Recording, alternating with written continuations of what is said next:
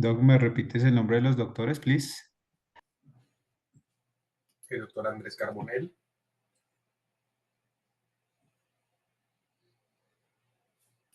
Buenas noches, doctor Tank. ¿Cómo está, Gustavo? ¿Va todo? Muy bien, sí, señor. ¿Usted cómo ha estado? Muy bien. Gusto conocerlo. ¿Cómo ha estado? Bueno, ya nos conocíamos. Buen día, buenas noches, ¿cómo van? Doctor Carbonell, buenos días. Buenas Muy noches ya. bien. Gustavo Garnica, ¿cómo está? ¿Cómo estás? Andrés, ahí Bien, está la señor. ¿Y usted? doctora María Claudia Arroyo, por favor. Perdón, doctor. María Claudia Arroyo ya está como asistente. Pásame a la panelista.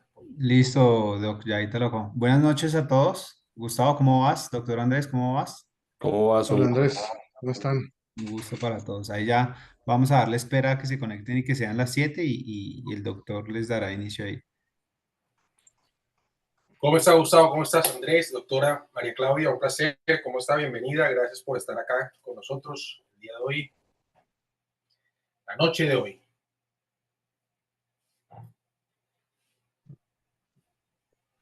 Hola, doctor, ¿cómo estás? Saluditos. ¿Cómo has pasado? Muy bien, muy bien. Un placer, Un doctor. Muchas placer gracias. conocerlo. Muchas gracias por estar con nosotros, No, doctor gracias Andrés. por la invitación. Le presento a la doctora María Claudia y todos los asistentes que están aquí ahora mientras se conectan. Doctor Andrés Carbonell, la doctora María Claudia es uróloga, es nuestra moderadora el día de hoy. Un gusto, ¿cómo vas? Y Hola, doctor, Gustavo ¿cómo Andrés, estás? Gustavo Andrés Garnica es el director de piso pélvico de Gil Médica, que nos acompaña también el día de hoy. Este mes es un mes que está dedicado principalmente a urología. Tenemos 3 webinars, los cuales tenemos de invitado al doctor Andrés Carbonell, radiólogo, y a la doctora María Claudia Arroyo, uróloga. Nuestros objetivos con estos webinars, muchas gracias a Gil Médica siempre por el apoyo, es yo como radiólogo, nuestra misión como Ultrasonolab realmente es tratar de ayudar a nuestros colegas radiólogos y a los que están empezando a utilizar la ecografía a entender tips y formas de trabajar o de estandarizar protocolos con el ecógrafo. Yo tengo siempre un dicho que muchos radiólogos tal vez no les gusta mucho, pero aprovecho que está la doctora María Claudia a ver qué le parece. Y nosotros los radiólogos estamos perdiendo un poco el campo institucional porque desde la residencia hemos tenido algunas falencias de la forma como nos enseñan. No es culpa de nosotros los radiólogos, sino de la estructura del pensum académico o de las oportunidades. Esto nos hace pensar que hay que hacer algunos cambios, porque, por ejemplo, rotar, un radiólogo que rote un mes por urología sería fantástico para poder tener la mirada del urólogo, ¿no? Cómo el urólogo ve el paciente y qué es lo que necesita el urólogo sería súper interesante. Sería interesante también rotar mucho por vascular, por cirugía, por ortopedia, por otras áreas para poder tener la mirada quirúrgica principalmente o de procedimientos, que es al final lo que algunos diagnósticos precisan. Y en este caso, y el tema de hoy, que va a ser hiperplasia prostática, hay algunos puntos que vamos a debatir tal vez después de la charla del doctor Andrés. La doctora María Claudia, tal vez la idea de esto, doctor Carbonell, que no, para los que están aquí o las que se conectan después, porque este webinar va a estar grabado y montado en nuestros canales, para que después la Sociedad de Urología, la Sociedad de Radiología y todos aquellos que quieran verlo, lo puedan ver. La idea con este webinar, que por primera vez lo hacemos con 2 moderadores y un invitado, es ver o escuchar la postura y los conocimientos que tiene en este caso el doctor Carbonell, cómo él lo maneja desde su punto de vista diagnóstico y radiológico, y cómo la doctora María Claudia Arroyo, como uróloga, percibe, recibe estos conceptos que son en este momento teóricos y que lo podemos llevar después a la parte técnica o asistencial de cómo la mirada de un urólogo es importante para que el radiólogo tal vez empiece a cambiar la forma, cómo mide, cómo informa, para poder entender esos dos universos. Y después de aquí, el objetivo es que salgan tips interesantes para el crecimiento de todos nosotros. No sé, doctora María Claudia, si quiere decir algo antes de empezar. Sí, sí, doctor Enrique. Hay varias cosas que es importante, que usted dijo que son fundamentales y es qué queremos ver, ¿cierto? En un informe, qué nos gustaría ver, ¿cierto? Basados en la experticia de ustedes. Y es muy importante eso porque yo te lo cuento desde mi experiencia, que no es mucha. Yo me fui curiosa una vez a buscar una certificación en POCUS, ¿cierto? Esa certificación implicó que yo entrara con personas de un montón de disciplinas diferentes. La mayoría de ellos es personas dedicadas a la medicina de urgencias, mm, a los cirujanos generales. En ese momento habían internistas, cardiólogos, de todo menos la urología, ¿cierto? Accesos vasculares. Pasé por todas las cosas que imagínese usted por la que debe pasar uno, por ejemplo, cosas de cardio pues, que para nosotros no lo son, pero que hay elementos del uso del ecógrafo que uno necesita saber de ustedes. Claramente, la pretensión de uno, como en el caso mío como uróloga, nunca sería reemplazar lo que ustedes hacen, sino como tener una extensión del examen médico, son las imágenes diagnósticas de consultorio, ¿cierto? Nunca habría la pretensión de reemplazar la labor y la experticia de ustedes. Eso tiene que ser un elemento fundamental y claro. Pero para nosotros nos permite toma de decisiones, ¿cierto? Entonces, primero esas claridades. En cuanto a hiperplasia, que es como el tema que nos convoca hoy, hay varios aspectos con el tema como de calidad de los informes que yo creo que son importantes en la toma de decisiones, especialmente en cirugía. Y es, por ejemplo, cómo tomar bien el grosor de la pared vesical, cuál es el volumen. Eso es tema muy de ustedes, ¿cierto? Que ustedes saben muy bien. Y uno quisiera como saberlo también para poder en su consultorio conocer un poco más, ¿cierto? Y que esas decisiones estén basadas en una información. Uno quiere las palabras del experto, digámoslo así. ¿Cómo hacer una buena volumetría de próstata? ¿Cómo ver un buen índice de protrusión prostática? ¿Cierto? Que es lo que finalmente, esos tres elementos son los que esencialmente constituyen la toma de decisiones cuando decide un paciente, mira, ya esa tansulosina que te estás tomando ya no te viene bien, ya el camino es otro, ¿cierto? O váyalo pensando, ¿sí? Entonces, digamos, desde ese tema es como los tres aspectos fundamentales. Por ejemplo, eso es como mis inquietudes fundamentales. ¿Cómo hacerlo bien? No con la pretensión de reemplazarles la labor de ustedes, sino como cómo me extiendo yo en mi consulta médica, cómo extiendo ese examen médico, cómo lo extiendo desde las imágenes. Esa es como la pregunta fundamental para este capítulo de hoy. Muy bien, Doc. Muy bien, Doc. Doctor Andrés, díganos qué piensa. No, yo creo que no sé si un reemplazo, porque creo que muchas veces hemos hablado de que conocemos y pasamos todo por la parte de cardiología y por conocer algo del electro no somos cardiólogos. Entonces, creo que al contrario, como Hegel lo diría de la dialéctica, una tesis y una antitesis crea el conocimiento. Entonces, creo que una práctica o una rama de la medicina con la otra, al contrario, por ahí capaz potencia ese conocimiento. Y lo digo por el hecho de que muchos radiólogos no tomamos bien el volumen prostático y tampoco capaz informamos el índice de protrusión prostática. Entonces, creo que si se hubiese dado antes en la formación esa relación más cercana entre la urología, en este caso, ¿no? Entre la urología y la radiología, capaz hubiésemos más radiólogos tomando bien un volumen prostático y hubiésemos más radiólogos informando siempre el índice de protrusión prostática.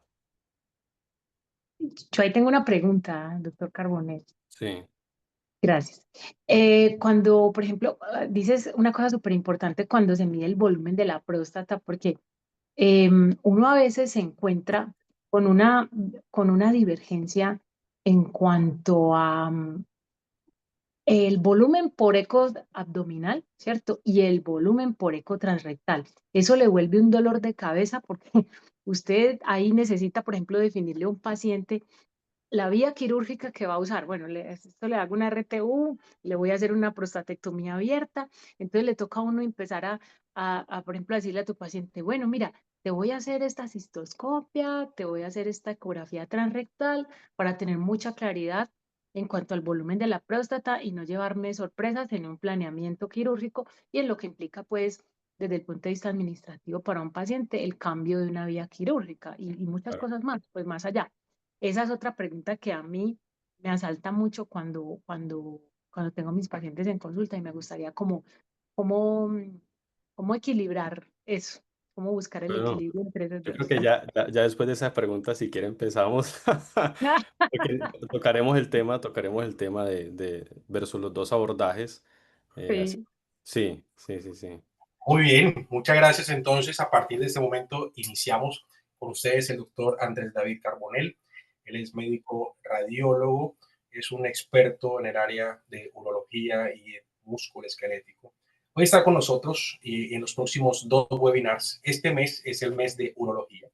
Así que hoy hablamos hiperplasia prostática, tenemos Doppler de pene dinámico y también tenemos hidronefrosis. Así que a partir de este momento, por favor, cualquier pregunta que tengan, alcen la mano, escriban en el chat y vamos a estar con ustedes. Con ustedes, doctor Andrés David Carbonell.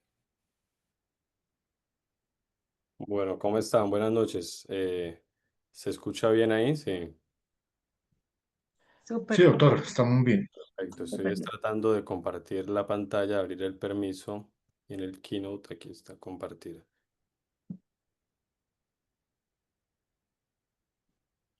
Bueno, ¿pueden ver la pantalla? ¿Se ve?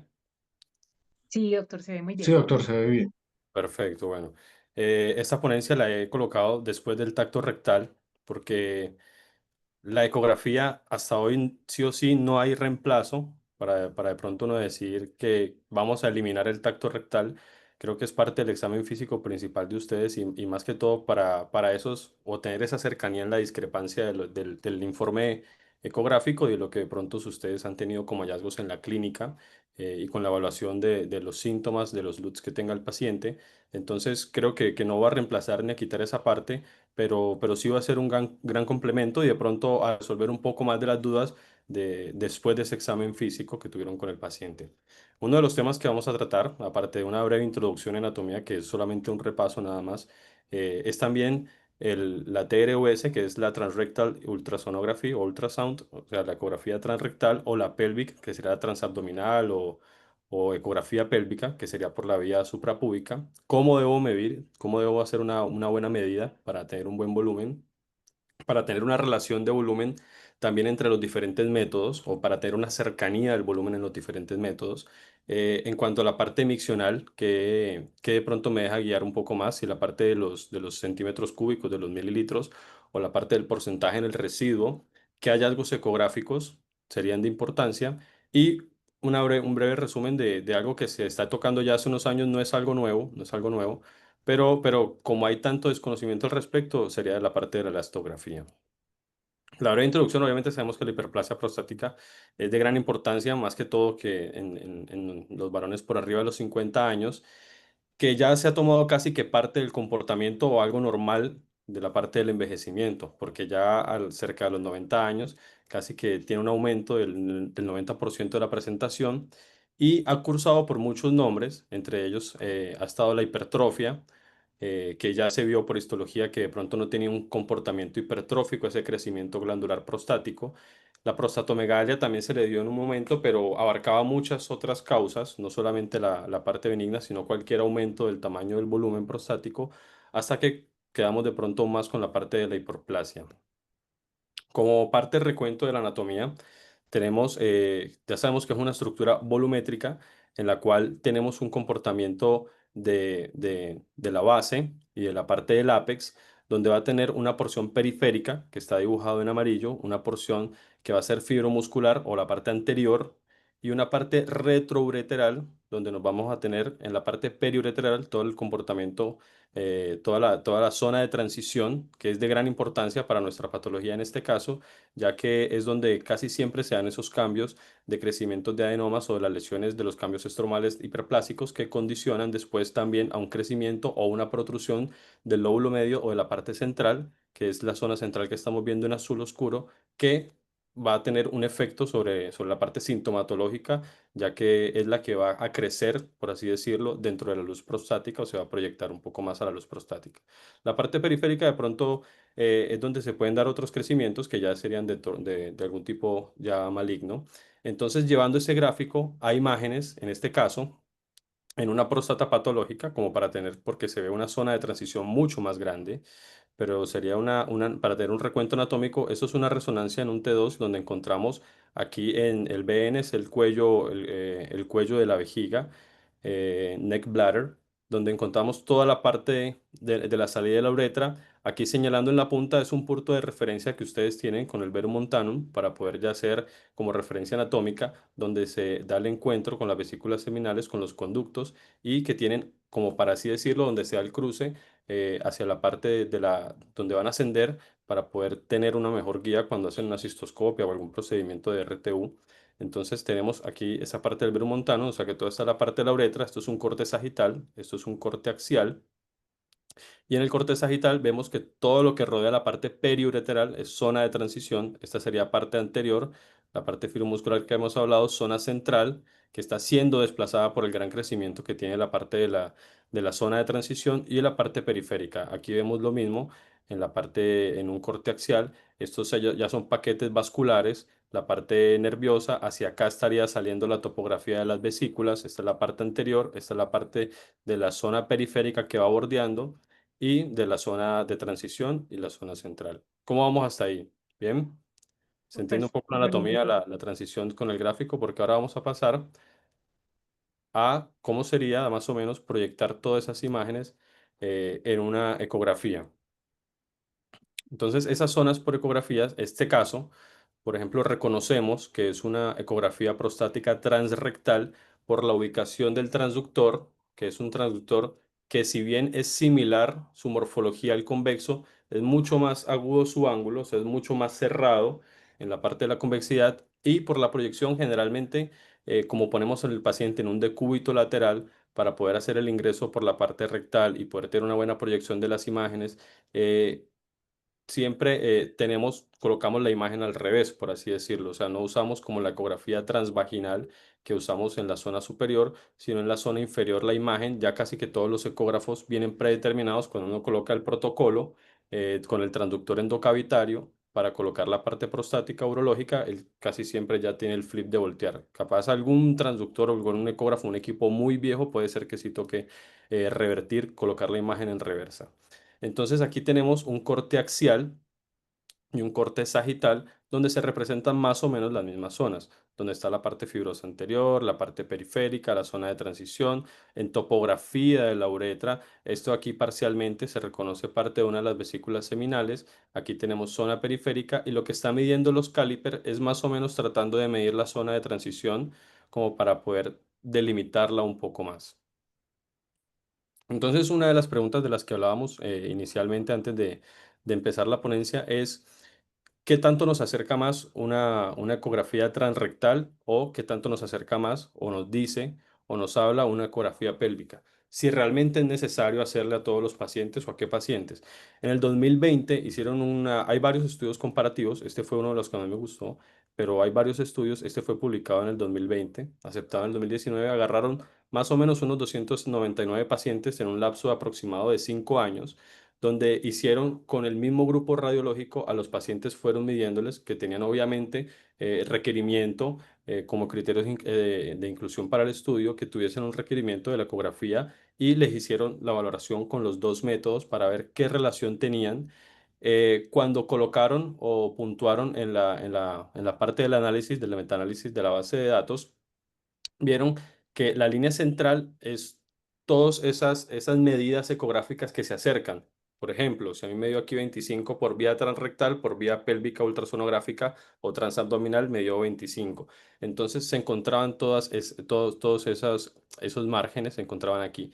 Y usaron como un coeficiente de pronto cercano al 95% para tener una muestra significativa solamente si habían diferencias por encima de 10 o por debajo de 10 en el volumen prostático.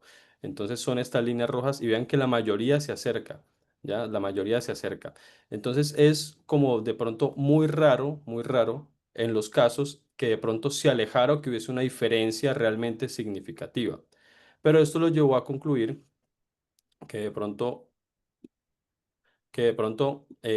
para el volumen principal, la diferencia entre el volumen principal que puede haber entre la ecografía transrectal o la ecografía pélvica es aproximadamente entre 0,3 y 1 cc. ¿Ya? Los volúmenes que encontraron por fuera, fueron cuando ya eran próstatas por mayor de 30. ¿Esto a qué los llevó? Que ellos en ese estudio del 2020 recomiendan o sugieren que de pronto las relaciones entre la ecografía pélvica y la ecografía transrectal tienen un estimado aproximado del volumen siempre y cuando sea menor de 30. Ahora, ellos sugieren, sin embargo, sugieren que para las próstatas que tienen un mayor tamaño y que de pronto van a tener también un procedimiento quirúrgico o que se necesita, hay que pedirle ecografía transrectal como sugerencia. Y hablando desde la experiencia, creo que muy pocas veces se pide y también reconozco que muchas veces de pronto el radiólogo evita esa exploración. Pero créame que esa exploración transrectal hay que abrazarla porque aporta mucho más en la visualización de la imagen, pero si no es necesario, o sea, si son volúmenes que se pueden manejar, si es un paciente que apenas empieza el manejo, que apenas se le sospecha, que apenas va a empezar porque tiene algunos pequeños síntomas, pueden empezar con la pélvica. Pero si ya es un paciente que ya se les ha hecho difícil el manejo crónico o que va para quirófano y pidamos más ecografías transrectales. ¿Cómo vamos hasta ahí? Súper bien, doctor. Excelente, Listo. sí. Bueno, para el índice de protrusión prostática, no sé si es bueno o malo, pero en radiología los graduamos, o sea, le tenemos un grado a los índices de protrusión prostática. No sé qué tanto les ayude o les aporte a ustedes el grado o los milímetros. No sé en qué tanto se basen si dicen que un paciente de pronto le llegó con un grado 2 y de pronto llegó con un grado 1, o porque las diferencias de los milímetros son muy cercanas, ¿no? Entonces tenemos que casi siempre, por la fisiopatología de la próstata, obviamente el crecimiento casi que se da en la hiperplasia prostática benigna, se da de la zona central protruyendo, o sea que casi que es una proyección retroureteral del crecimiento que voy a tener. Este es un gráfico de la imagen donde tenemos que tomar una línea que puede ser trazada o imaginaria de la base vesical y por fuera de esa base vesical que tanto protruye la luz, como lo dice su nombre de la sigla IPP, a la parte intravesical, es el óvulo, principalmente el central para hiperplasia, pero qué tanto se da de la masa de la parte glandular prostática. Esta es una representación en resonancia donde se traza una línea y se mide. Aquí tenemos un valor de 16, entonces nosotros, yo principalmente coloco las dos cosas, de pronto ahí es lo que le sirva más a la parte del urólogo. Coloco tanto el valor en milímetros como los grados, pero lo manejamos menor de 5, entre 5,1 y 10 grado 2 o un grado 3 por encima de 10. Entonces aquí tenemos, por ejemplo, en una ecografía donde vemos la proyección de la parte prostática por encima de la base vesical en un corte sagital de una ecografía pélvica. Ahora, ahí estamos bien cómo medimos el índice de protrusión prostática, ¿no? Base de la pelvis, todo lo que protruya por encima, obviamente el nadir o la punta o el extremo más sobresaliente que se tenga de eso es el índice de protrusión prostática. Ahora, para pasar a la medición de la glándula, aquí nos basamos o tomamos como referencia lo que dice el PIRADS o el PIRADS, como lo quieran decir. La última que se cambió fue el 2019, que fue el 2,1. Y lo que trata de hacer el PIRADS, que obviamente es más para clasificación de resonancia de las lesiones nodulares que se encuentren, pero en cuanto a la medida, casi que todos los volúmenes en radiología deberíamos tomarlos así. Y lo digo porque muchas veces colegas o yo inicialmente, esto fue hasta que me corrigieron en una institución que es Maipú en Argentina, pero yo inicialmente a veces uno como por el afán de la residencia, de tener que estar cumpliendo con esos roles o esas necesidades, medía muchas veces porque no le informaban o no se educaba también los diámetros anteroposterior y transverso en el mismo corte axial. Resulta que si yo tengo la parte pélvica y voy a colocar el transductor nunca está haciendo un corte estrictamente axial de la próstata, o sea que me va capaz a sobredimensionar y eso lo vamos a ver más adelante. Entonces, sí o sí, los cortes longitudinal y anteroposterior, ya sea para próstata, principalmente en este cambio, si hay algún radiólogo, también debería hacerlo válido para útero, tiroides, testículo, riñón, todos, diámetro longitudinal y diámetro anteroposterior en el mismo plano sagital, ¿ya? Y el diámetro transverso sí, en un plano axial. Y vamos a tomar los diámetros máximos. Entonces, ¿qué dice el PIRADS o el PIRADS respecto a la medición del volumen? Debe tomarse el volumen anteroposterior en su dimensión máxima y el diámetro longitudinal en su dimensión máxima, ambos en una imagen sagital y solo en la imagen, solo el diámetro transverso en la imagen axial. ¿Listo? Ahora, hay dos formas de medir el volumen. Siempre lo vamos a medir por el valor de 0,52, que es la fórmula del volumen elipsoidal, no el de 0, no el de 0,497, sino siempre lo hacemos por 0,52. Y con eso tenemos ya una relación que podemos decir, porque estos volúmenes y estas medidas las puedo tomar por ecografía, o sea que capaz puedo tener ya una cercanía en cuanto a las relaciones de los informes que sean por resonancia o por ecografía. Entonces, ahí tenemos alguna pregunta de cómo medir el volumen prostático o vamos bien. Sí, sí, doctor, no, está muy bien lo que acabas de decir, porque el índice de protrusión prostática, desde el punto de vista, pues, desde la clínica, le dice a uno de alguna manera que ese paciente, la respuesta a la terapia farmacológica puede no ser la mejor en los índices de protrusión prostática grado 2 y grado 3. Casi que usted de antemano le debe ir como sugiriendo al paciente que la falla terapéutica es altamente probable. Entonces, por eso esa información tiene un altísimo valor. Me gustó mucho lo que hablaste de las medidas, porque ese es un detalle técnico que uno realmente quiere saber a la hora de medir. Me parece muy interesante. Claro, bueno, aquí estaría el ejemplo del detalle técnico y directamente estaría mal medida. Una próstata que en el mismo eje, en el mismo corte axial, tenemos dos ejemplos de la misma próstata.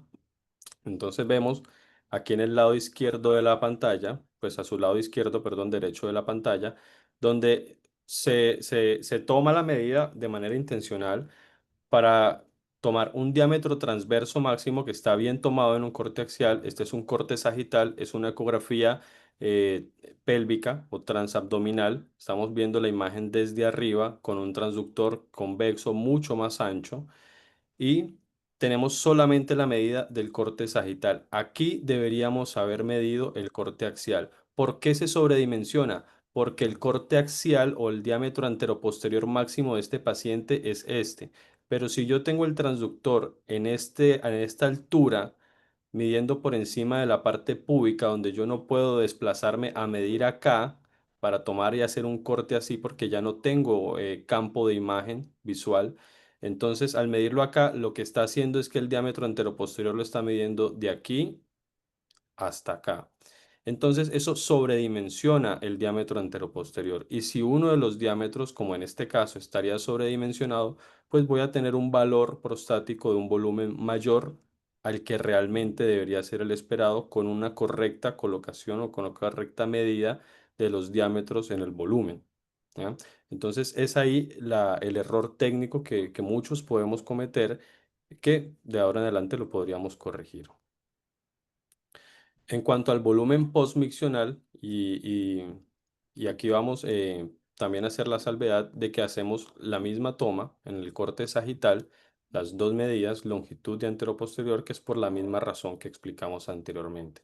En cuanto al volumen postmiccional, en niños, este es un estudio de Radiopedia en Radiographics, publican, donde tomaron obviamente estos estudios los hacen con qué valor es significativo para que el paciente de pronto esté presentando alteraciones de la función de la motilidad vesical o que esté haciendo infecciones recurrentes o que sea riesgo para poder cursar con una ITU. Entonces, ¿cuáles volúmenes son realmente patológicos en niños por encima del 10%? Y en adultos, este es otro estudio del 2019 donde recomienda arriba del volumen de 50. ¿Y por qué arriba del volumen de 50 y no por porcentaje? Porque una vejiga que esté bien medida debe estar por arriba de los 200 ml. Entonces, para yo de pronto decir que el paciente es confiable, si yo tengo una vejiga que me ha dado por arriba de 200 ml versus una vejiga que para pre y post miccional la he tenido con 100 ml, ¿ya? Entonces, los valores que vamos a tomar que para decir tenemos una buena distensión vesical es por arriba de 200. Si bien en la práctica es difícil porque muchas veces, no la mayoría, pero muchas veces encontramos con pacientes que capaz llegaron y no les avisaron. Llegaron y orinaron porque no sabían. O llegaron y dicen, yo no me aguanto más porque capaz tiene que hacer algo. No me aguanto más y va a haber uno y tienen 80, 90, 100. Entonces, eso es difícil para uno porque uno queda también amarrado de pronto a tener que hacer una mala práctica, pero en la buena práctica debe ser sí o sí por arriba de 200 y más que todo si el paciente es importante en su caso de que se tome una buena medida premiccional es por arriba de 200. Entonces por arriba de 200 tengo que este volumen corresponde a un 25% donde por escuela también se nos ha enseñado que un valor representativo más allá de que de pronto la teoría o los papers recomienden con el volumen aislado, el porcentaje del 25% también es bueno para tomarlo como medida en un volumen residual patológico. Entonces, aquí tenemos unos casos de unos pacientes. En este caso, tenemos una ecografía transabdominal de un paciente con un índice de protrusión grado 2, donde vemos que es de la proyección retroureteral. Aquí estaría más o menos el cuello, donde se proyecta hacia la luz intravesical con 7 milímetros. Y tenemos las medidas de una próstata que mide 45 en su volumen, tomando un diámetro anteroposterior máximo en el sagital con el longitudinal y en el corte axial un diámetro máximo de la parte del transverso. Entonces, a este paciente que ya le vimos que tiene un índice, nos acercamos un poco a la imagen, esto se llama un dip, hay dos formas de hacer, de agrandar la imagen en ecografía, uno es hacer zoom directamente y es en un recuadro de la misma imagen donde se hace el zoom o la profundidad, como es en este caso, para acercarnos a la pared vesical y vemos por aquí, en esta parte de los músculos rectos, acá estaríamos en el plano obviamente más anterior y superficial, plano graso, pasamos planos musculares, pasamos a la grasa preperitoneal o como le gusta al doctor Tan, la grasa de Noa y por debajo tenemos el espesor parietal en dos cortes, este es un corte axial y un corte sagital, donde tomamos la medida de los calipers del espesor de la parte vesical hasta la luz vesical, ven que ese es el espesor que tomamos de la parte vesical. En este caso, con un buen llenado vesical arriba de 200, no debemos tener una vejiga que tenga un espesor de más de 3 milímetros. En este caso, nos da un aproximado de 4,2 o 4,1 milímetros. Entonces, es un paciente con una próstata de 45, con un índice de protrusión vesical de 7 milímetros, con un espesor parietal vesical de 4,2 está en manejo y viene para el control y tomamos ahí entonces un volumen premiccional en este paciente 343. Sí o sí esto es una vejiga que está aumentada de espesor, muy probablemente obviamente sea una vejiga de esfuerzo por su patología o por su naturaleza, por su historia natural de la enfermedad, pero que en su manejo ha presentado una buen vaciamiento postmiccional. Yo a los pacientes les digo directamente, tómese el tiempo, vaya al baño, no hay ningún afán, pero orine todo lo que pueda. Todo, si se quiere sentar, se sienta para mejorar el vacío vesical, si lo quiere hacer de pie, pero vacía absolutamente todo sin afán. Cuando usted sienta que ya no tiene nada más por orinar, vuelve y se acuesta en la camilla y medimos a ver cuánto le quedó. A veces por agendas, yo personalmente espero, pero a veces por agendas las guías de pronto aceptan hasta 15 minutos de tomar el nuevo valor, porque hay veces que le dicen, no, vaya el paciente, vaya afuera y hacemos el siguiente paciente, pero hasta 15. Personalmente lo hago inmediato porque pues ya casi que todos los consultorios tienen un baño dentro del consultorio, así que sería mucho mejor para tomarlo de manera más cercana a la posmicción. Acá tenemos otro caso en el cual es un paciente con un volumen prostático de 29. Volvemos a lo mismo. Estamos tomando los diámetros máximo, el longitudinal mayor. Primero tomamos el longitudinal.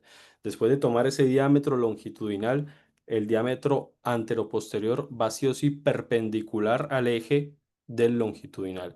Entonces, un diámetro anteroposterior perpendicular, un diámetro anteroposterior máximo perpendicular al eje longitudinal y después tomamos el transverso. Es un paciente que está en los 29. No significa por eso que los pacientes, y no sé por ahí capaz la doctora María Claudia puede corregir, que volumen prostático arriba de 30 no es condición de hiperplasia. O sea, a lo que voy es que un volumen por debajo de 30 no significa que el paciente no esté cursando con una hiperplasia o con la parte de hiperplasia prostática. Entonces, no sé si ahí nos quiere dar un aporte extra Sí, a esa parte.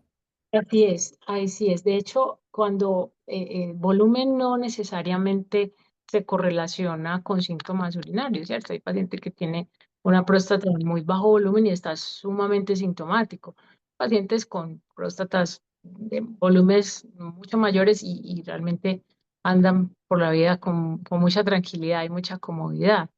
Entonces, es muy frecuente que a uno los pacientes lo consulten y le digan próstata aumentada de tamaño, entonces vaya corriendo a su consulta a preguntarle por qué le reporta el radiólogo eso y si eso implica una intervención de momento, ¿sí? Pero realmente uno simplemente hay condiciones también particulares de los pacientes, edad, raza, que condicionan también el volumen, ¿sí? Sin que eso necesariamente aplique para síntomas. Perfecto. Entonces, justo en este caso tenemos 29, un volumen por debajo o límite superior de la normalidad esperado, con un volumen premiccional de 265. ¿Ya? Arriba de 200, lo ideal. Sí o sí, ya de por sí, pues con el ojo radiológico no tiene un espesor aumentado de la pared vesical, pero cuando tomamos el volumen postmiccional, lo mismo al paciente que vaya orine con toda la calma, orine todo lo que pueda. El paciente era su primer consulta por haber referido síntomas prostáticos y nos encontramos con un volumen postmiccional arriba, uno arriba de 50. Capaz no es el 25%. Si lo calculamos o dividimos, pueden hacer regla de 3 o dividir 56 en 265 o hacer regla de 3. Si 265 es el 100%, 56% dividido 65. Es un 21%, pero es un paciente con 21% de residuo postmiccional que está por arriba de los 50 con un buen llenado vesical. Entonces es un paciente que a pesar de tener una próstata de 29, tenía un residuo postmiccional o un residuo, sí, postmiccional patológico. Ahora, ¿qué hallazgos podemos tener en relación a la parte de lo que vemos por ecografía? Eh, el aumento del volumen prostático sí o sí, como para decir que ya está aumentado, lo tomamos por los 30, pero ya hablamos de que eso no es criterio excluyente de que el paciente esté cursando con una hiperplasia prostática benigna. La otra es que cuando se agranda la parte de la glándula central, hay una protrusión generalmente, o sea que también vamos a ver esa protrusión esa proyección de la glándula prostática, más que todo si es en HPV, de la parte retroureteral a la parte intravesical. La otra es que la glándula la podemos encontrar de una cogenicidad, ya sea hipoecoica o algo más mixto, capaz algunas microcalcificaciones. La hipertrofia del lóbulo medio es lo que más vamos a encontrar, que es la masa que se va a proyectar, por así decirlo, una masa intravesical. La calcificación se puede observar tanto en glándulas que estén aumentadas de tamaño, como en las que no, como en glándulas en la parte periférica, como en la parte central. No es una ubicación única de la parte cálcica. Y el volumen sí o sí que suele estar elevado en la parte patológica, y cuando se eleva ese volumen o hay un paciente que ya es crónico, pues vamos a tener un aumento del espesor parietal que lo vamos a medir sí o sí en la parte premiccional, no posmiccional, porque es como un globo. Si yo el globo lo soplo y lo tengo distendido, tiene las paredes delgadas. Si el globo lo tengo todo recogido, me va a dar una parte de paredes gruesas, entonces en realidad lo que estoy midiendo es una infradistensión de la pared vesical que pues me va a dar de pronto una sobreestimación del espesor parietal verdadero o patológico para de pronto determinar si está cursando con una hipertrofia. Y otros hallazgos que puedo encontrar son trabeculaciones. Cuando esa presión se da tan fuerte en la pared, comenzamos a ver como vesículas en la pared, como si fueran, no serían divertículos, obviamente, pero como si fuera toda esa presión que está ejerciéndose sobre la pared vesical. Entonces podemos encontrar también trabeculaciones en la pared vesical. Acá tenemos un paciente de una medición prostática previa a la ecografía transrectal, donde tenemos las medidas diámetro longitudinal máximo en la parte sagital y con el diámetro anteroposterior perpendicular al eje y un diámetro transverso máximo, donde encontramos un índice de protrusión de aproximadamente 9,1. Y cuando vamos a la proyección, nos encontramos con una próstata. Este ya sería la ubicación transrectal, pélvica, transrectal, donde encontramos un índice de protrusión de 8,1. Los dos son un grado 2. Entonces, hay veces que en las próstatas, cuando son por debajo de los 30, y es de pronto medida también con un volumen vesical adecuado, ¿no? Acá tiene algo de volumen vesical que puede generar esa luz que nos da el sonido a través del líquido, que nos da como una lumbre, una luz para la parte posterior. Entonces, esa sonolucencia la aprovechamos para poder visualizar bien. Entonces, tenemos un paciente que a pesar de que tiene un volumen que es bajo por debajo de los 30, debe haber algún crecimiento hiperplásico de la parte glandular de la zona, ya sea de transición principalmente o que esté proyectando la zona central, que nos da un índice de protrusión en un paciente que presenta síntomas de LUTS o síntomas de urinarios bajos. En este caso, tenemos una ecografía pélvica en un paciente con un mal llenado vesical. Por poner un ejemplo, esto lo hicimos a propósito, ¿no? De medirle el volumen así con un mal llenado para poder ejemplificar, pero capaz el paciente orinó algo y queremos hacer una proyección del volumen prostático, los bordes ya se hacen difusos, se hace difícil delimitar de pronto ya los márgenes prostáticos para tomar un buen volumen. Entonces lo llevamos a la vía transrectal y en vez de 47 nos encontramos con una diferencia de casi 8 cc, donde encontramos 35 de volumen prostático, donde por la parte transrectal podemos caracterizar muchísimo mejor la ecoestructura prostática. O sea, si la causa es por un adenoma que esté creciendo en la parte de la zona de transición, y lo vamos a ver mucho mejor por la parte transrectal que por la vía transabdominal o pélvica. Justo en este caso, por ejemplo, tenemos otro paciente donde hay imágenes. Este es en el corte sagital, aquí tenemos la vejiga, acá estaríamos entrando por la parte rectal, apoyándonos aquí en la parte prostática y vemos los diámetros longitudinales máximos, el anteroposterior perpendicular, diámetro transverso, y tenemos unas imágenes que de pronto se dibujan un poco más. Aquí vemos parcialmente la vesícula seminal, debe ser del lado derecho, porque siempre en ecografía, por nomenclatura, debemos ubicar en la imagen, lado derecho, en la imagen, lado izquierdo, en esta imagen cefálico tenemos la vejiga y en esta parte la parte eh, caudal o inferior. Entonces sería superior, inferior, derecho e izquierdo en la imagen. Y tenemos esta imagen pseudonodular hipoecoica que justo está periureteral, o sea que muy probablemente sea la zona de transición derecha donde está un dudoso nódulo hipoecoico, probablemente sea por un crecimiento de adenoma, pero en estos casos sí o sí es mejor que de pronto correlacionen con el PSA a ver si de pronto amerita o no un abordaje de biopsia para poder caracterizar mejor ese nódulo. ¿O qué le parece, doctora? Sí, sí, doctora, así es, claro. Las imágenes nodulares que son pues muy evidentes y muy relevantes en ecografía, si bien la ecografía no es el método diagnóstico, ¿cierto? Para tumores, pero siempre se debe correlacionar con resonancia y PSA o densidad del PSA también. Puede Claro, acompañar muy bien a la resonancia incluso. ¿Ya? perfecto.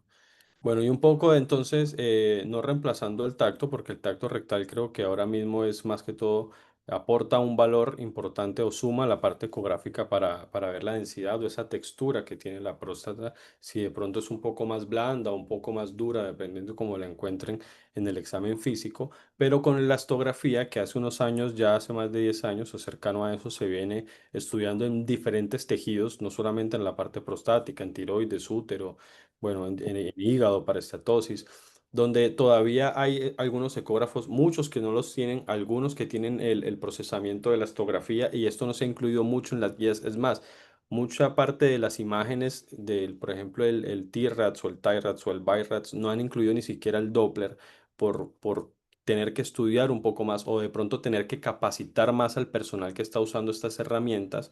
Entonces la elastografía todavía no es algo, pero en el caso de que de pronto tengan a alguien con la habilidad, el conocimiento, la experticia que lo pueda usar, adelante, y que les dé la confianza, adelante para usarlo, porque es una herramienta que de pronto puede darles una cercanía de qué zonas de pronto o ese nódulo que encontramos dudoso, qué características tiene. Entonces hay dos formas de la ecografía, de la herramienta de la elastografía, que es un seteo de software que se le agrega a los equipos, obviamente los equipos un poco más nuevos. eh, que tiene dos formas. Hay equipos que los traen con una elastografía cualitativa y una elastografía cuantitativa. La parte cualitativa lo que nos da son los colores, que simplemente nos aporta en la imagen. Esta zona está dura, esta zona está no tan dura, o sea, esta zona azul está un poco más dura, estas zonas rojas, amarillas están un poco más blandas, y en un término medio las zonas verdes. Entonces, hasta podríamos caracterizar cómo es la zona periférica de transición en esa parte prostática, y acercándose a un poco más, a esa parte de la elastografía, o sea, pasando ya de la calidad, qué calidad de dureza tiene, si está dura, no está dura, es llevarlo un poco más a la parte cuantitativa, y poder hasta dividir en un protocolo bien tomado, de dividir la parte derecha, la parte izquierda, la base, el ápex, en las zonas, y hasta caracterizar imágenes pseudonodulares, qué tan duras están o qué tanto no están, con una medida por kilopascal. Hay dos formas de los ecógrafos que pueden aportarla: por metros por segundo o por kilopascal. Casi siempre los ecógrafos, cuando traen la cuantitativa, a veces aportan mal o se dejan guiar un poco más por los valores del kilopascal. Entonces acá tenemos otro ejemplo, por ejemplo, de un nódulo que se vio por vía transrectal, y en este caso hasta se ejerce un poco de presión sobre la zona glandular, para que de pronto en ese tacto, porque en la ecografía también generamos exploración con la parte de la palpación o de la presión, entonces para aportar qué tan duro o qué no presentaba. En este caso obviamente presentaba una dureza por la caracterización de los colores. Bueno, ahí estamos. Muy interesante la elastografía.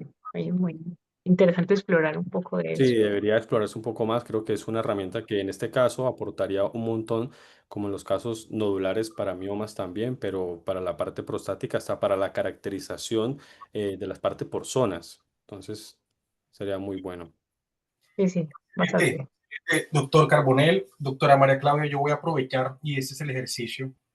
Yo ahí tengo varias preguntas que le voy a pedir que usted me ayude, y que Andrés también nos ayude a resolverlo. Tuve la oportunidad hace muchos años atrás. Nosotros vemos la vejiga como un músculo. ¿Listo? Entonces empezamos a entender, cuando estábamos nosotros, yo trabajé muchos años en un hospital que era como Sisbén, que se llama PAMI en Argentina, así que teníamos gente de adultos mayores, la mayoría, ¿no? Y mi jefe, adulto mayor también, empezamos a realizar por tiempo. O sea, estamos hablando que hacíamos 40, 50, 60 ecografía de próstata en las jornadas, a 2 radiólogos, a 2 ecógrafos. Y él empezó a percibir alguna necesidad, y empezamos, no sé, y quiero que usted me responda qué piensa, y empezamos a hacer llenado vesical, ¿sí? Por medio de sonda, para poder hacer la distensión adecuada. Uno, eso no se practica en todas las clínicas, ahí lo hicimos y empezamos a escribir eso. Eso no progresó mucho, le estoy hablando de hace más o menos unos 15 años. Y hace unos años atrás, en el Hospital Santa Clara en Bogotá, empecé yo a decir, ¿por qué no lo lleno?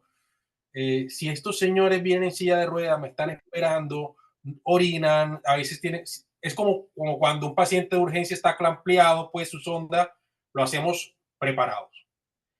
Eso si nosotros vamos a una junta médica, como que no lo van a aceptar, pero quiero preguntarle a usted en un tema de diagnóstico y decisión si lo ve factible. Uno. Y dos, el tema de la pared vesical, nosotros empezamos a entender el músculo como un músculo que se puede adaptar. Entonces el diámetro de la pared vesical efectivamente está estandarizado y ahí, con todo respeto, hago un paréntesis, nosotros los radiólogos no publicamos. La publicación, en la mayoría que muestra el doctor Carbonero, lo que está en la internet, está hecho por urólogos que tienen un conocimiento de radiología distinto a la de nosotros. Las mismas publicaciones que hay en ortopedia de imágenes están hechas por ortopedistas. Y ahí es donde nosotros tenemos un tema, pero la culpa es de nosotros, no la culpa es de ustedes. Ustedes quieren saber más y nosotros no lo hacemos. Entonces, la segunda pregunta es, creo que todavía, por eso estoy acá, porque estoy un apasionado de la ecografía, creo que todavía hay mucho por escribir, y en urología y en tema de próstata también. Tengo la fortuna en la ciudad de Barranquilla estar con un grupo que se llama Radiólogos y Asociados. Allá tenemos un ESAC BU, es el primero en la costa. O sea, tenemos micro ultrasonido prostático. Estamos hablando de un transrectal de 29 MHz, es una locura. Es la oportunidad que tengo yo hoy en la ciudad de Barranquilla. No sé si en otras ciudades lo hay, pero este equipo de mano, por ejemplo, este que tengo yo, que es un equipo de mano Clarius PALHD3, tiene dos transductores, va de 1 MHz a 15 MHz. O sea, yo puedo trabajar realmente con muy alta precisión en buenas profundidades o en superficie. Entonces, doctora María Claudia, doctor Andrés, no sé usted qué le piensan en el tema de sondear a los pacientes para poder hacer un llenado adecuado, si eso lo ven responsable o lo ven ideal, y si estas medidas de la pared de la vejiga puede que tenga mucho más prioridad de lo que pensamos o mucha más intención diagnóstica de lo que nosotros hoy la tenemos. Sí, sí tiene mucha prioridad, pero hay que tener en cuenta varios aspectos, doctor, en cuanto al llenado vesical. Recuerde que la fisiología del llenado vesical tiene que ver con el tiempo, ¿cierto? El tiempo en que se tarda esa vejiga fisiológicamente en llenarse. Y hay varios parámetros, que es la capacidad vesical fisiológica, la capacidad máxima, la anestésica máxima, que, pues, que es otro parámetro, que eso hay que tener en cuenta. Y otra cosa que se debe tener en cuenta cuando uno va a hacer un llenado vesical, porque una cosa es que yo pince una sonda con un llenado que ya fue fisiológico, y otra cosa es que yo introduzca un catéter que genera dolor, ¿cierto? Y que va a ser una velocidad de llenado que uno no sabe cómo la van a controlar. Y eso puede dar una capacidad vesical reducida mal interpretada.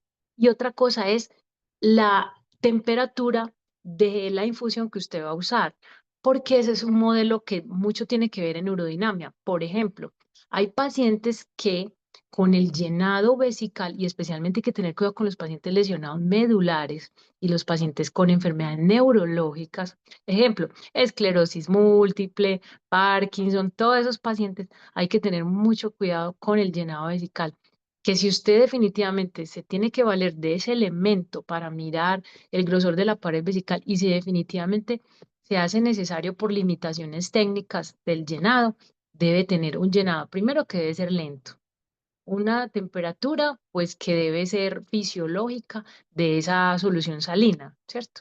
De la cual vas a usar para llenar la vejiga. No es un hábito rutinario, no es el más común, no es el más usado. Habrá excepciones a eso, pero hay que tener en cuenta los dos factores fundamentales: velocidad de llenado y temperatura de la solución con que vamos a llenar. Y tener en cuenta patologías neurológicas de base, porque esos pacientes, si tienes un paciente con una lesión medular y le haces un llenado de esos, puedes hacer una disreflexia autonómica, va a pasar un muy mal momento en ese procedimiento, ¿cierto? Que por lo demás no tendría por qué suceder. ¿cierto? ¿Y eso qué genera? Contracciones no inhibidas del detrusor. Entonces le da una falsa idea, ¿cierto? De que el paciente tiene un llenado fisiológico bajo cuando realmente ese llenado puede no corresponder a la realidad, ¿cierto? Entonces yo creo que son dos factores que hay que tener en cuenta si uno en algún momento se tuviera que valer de ese elemento para valorar el volumen y el grosor de la pared vesical. Hay un, hay un, Efectivamente, doctora, eso nos pasó en el hospital. Tal Tuvimos, cual, tuvimos un mal momento claro. y aprendimos, efectivamente, porque nos jalaron las orejas los urólogos, pasamos un muy mal momento con nuestro jefe, que fue una solicitud de él, y es así como se aprende, desgraciadamente. Lo traje porque ojalá no se les ocurra a nadie, no se puede hacer. No, Lo hicimos, lo aprendimos, nos asustamos, prendimos una vela y lo traje aquí porque creo que este es un espacio para poder decir que también hemos cometido errores graves y tal este es cual es. uno de ellos. Sí, así es. hay un estudio que trataron de hacer para eso con el residuo, para medir el residuo, y era con cateterismo, hacer la gamografía con el cateterismo. Si bien es mucho más preciso, de pronto medir el volumen por el cateterismo y ver cuánto le queda en la parte del volumen residual postmiccional, por la misma causa, en un estudio que hicieron versus la ecografía, vieron que el desfase con ecografía a veces sobredimensionaba, y es que depende mucho también de la medida o de la parte del operador que esté haciendo la ecografía, con desfases de hasta 30 ml, que era como bastante, porque si vamos a tomar de margen 50, 30 es un poco más de la mitad. Y pues a las conclusiones, más allá de que era más exacto por el cateterismo, obviamente lo que le jugaba en contra era la parte de la infección, que comenzaron a presentar después del estudio. Doctores, tenía al doctor Hugo López con la mano levantada, no sé si él tiene la pregunta.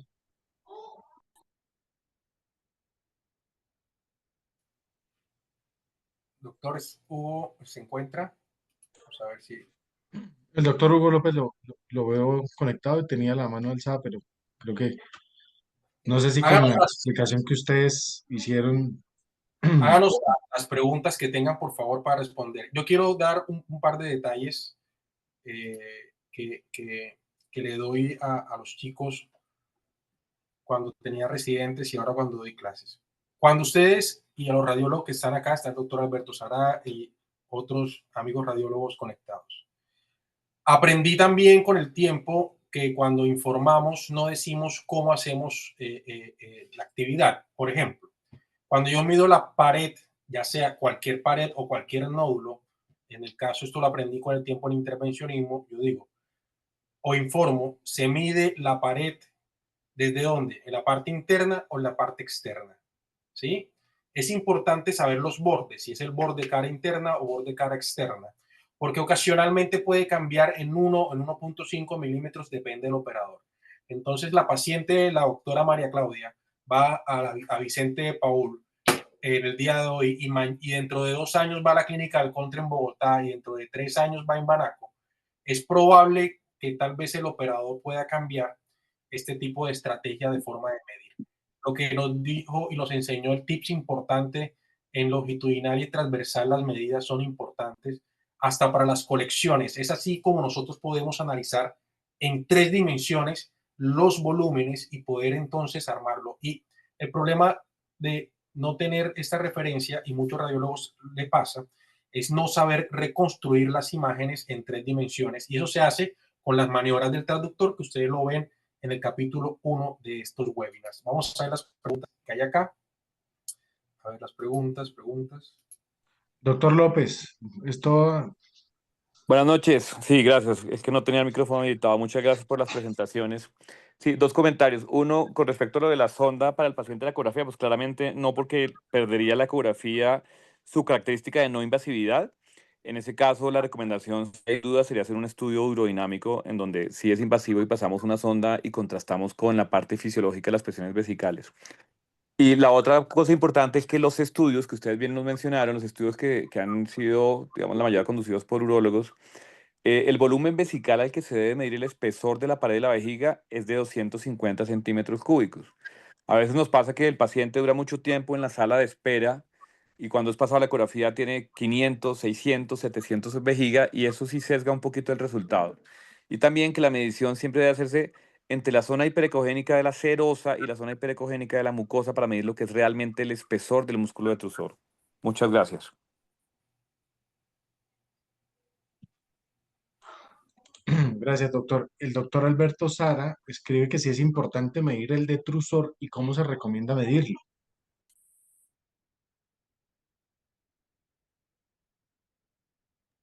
Como igual bien lo dijo el doctor, pasa que cuando hay una sobredimensión, esas paredes se estiran mucho más. En realidad nosotros tomamos como la referencia de un valor para intercomunicar entre radiólogos, el valor de 3 milímetros. O sea que no dividimos es por fuera de las paredes, por así decirlo, entre la serosa y la mucosa para medir un espesor total. O sea, no medimos esa zona hipoecoica que de pronto se puede en algunos ecógrafos y en otros no detallar un poco más de la pared vesical.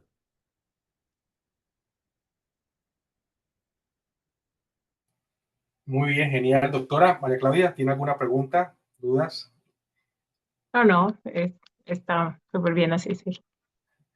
Perfecto. Bueno, la idea de estos webinars es poder terminar con algunos tips. Yo creo que hoy el doctor Andrés Carbonell nos dio algunos tips importantes, principalmente cómo medir el volumen de forma adecuada de la próstata. Yo creo que allí ahora todos ustedes, los que son urólogos con su equipo de radiólogos o los que ya hacen pocos de urología, van a poder tal vez mejorar la forma como lo miden. Es importante ver estos índices, es importante hacer seguimiento a los pacientes. Yo creo en el POCUS, creo en que todas las especialidades deberían tener la posibilidad de aprender y utilizar el ecógrafo. Por eso nace Ultrasonolab y nace en pandemia para esto. Agradezco a los radiólogos que les encanta enseñar, como el doctor Andrés Carbonell, sabiendo que el electrocardiograma todos deberíamos aprender a hacerlo, pero lejos el electrofisiólogo es el experto. Entonces, la idea es poder enseñar algunos tips y si vamos a ver pacientes, tratar de hacerlo lo más estandarizado y cercano posible. Así que los invito a los que se atrevan a utilizar el ecógrafo, a aprenderlo de forma adecuada y que vengan a estos espacios, estos webinars. El próximo webinar va a ser sobre hidronefrosis, doctor Arroyo. ¿Qué le parece? Súper, vamos a prepararnos para ese ring de la hidronefrosis. Sí. Perfecto, doctor Arroyo, muchas gracias por estar acá. Las espero en el próximo webinar. Gustavo, muchas gracias. Andrés, algo. Doctor. Para las personas y los doctores participantes, esta charla va a estar disponible en el canal de YouTube. Tan pronto esté, pues les haremos compartir el canal que tenemos en Gilmédica con este tipo de charlas educativas. Doctor Tan y doctor Carbonell, muchas gracias. Doctor Arroyo, a los participantes les agradecemos. Quedan cordialmente invitados para el próximo 15 de julio a ese super tema y bueno, que tengan una feliz noche. Muchas gracias. Gracias. Noche, Muchas gracias. gracias. Bye. Hasta luego. Chao.